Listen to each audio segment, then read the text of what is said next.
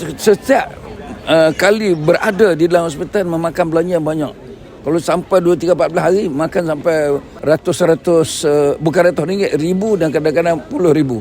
Alhamdulillah, insyaAllah rombongan kita untuk hari pertama puasa di Mekah, hari kita belum puasa lagi ni, kita akan membawa rombongan seramai 284 orang melalui satu penerbangan charter.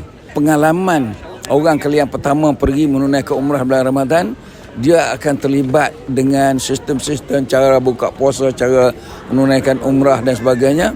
Ini terpaksalah kena diberi bimbingan yang selengkap-lengkapnya.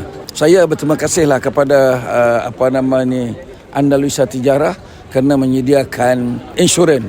Sebab setiap hari apabila kita memberi ceramah kepada mereka, yang dengar ceramah di ibu pejabat tu hanya 200-300 orang. Tapi yang pergi tengok 284 orang ni, di mana mereka mendapat maklumat ini? Jadi saya harapkan melalui pemergian kita dengan Andalusia, jangan lupa sama sekali mendampingi unit insurans supaya boleh mengawal kita ketika di sana. Sebab banyak sangat berlaku jemaah yang pergi sana tanpa membeli insurans tambahan, harapkan insurans bisa umrah saja. Bila sampai ke sana lambat mereka mendapat pemeriksaan di hospital.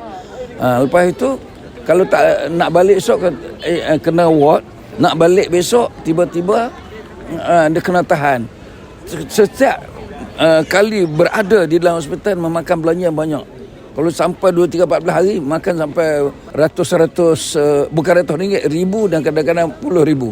Jadi itulah, saya mengharapkan Andalusia Tijarah memberi perkhidmatan menjual insurans dengan cara yang paling menyeluruh, dan berilah maklumat di mana saja ketika jemaah haji berimpun supaya mereka boleh bersedia, agar mereka tidak ni. Bukan mahal pun, 2, 3, 40, 100, 200 tu, tapi menyelamatkan beratus ribu. Kalau kena tahan di sana bayarlah 100, 200 ribu. Itulah saya mengharapkan Tijarah itu boleh berjaya dengan jayanya dan memberi faedah yang sangat baik, satu kepada syarikat induk Andalusia, yang kedua kepada jemaah-jemaah yang memang kita nak bagi pertolongan kepada mereka. Terima kasih. Alamak.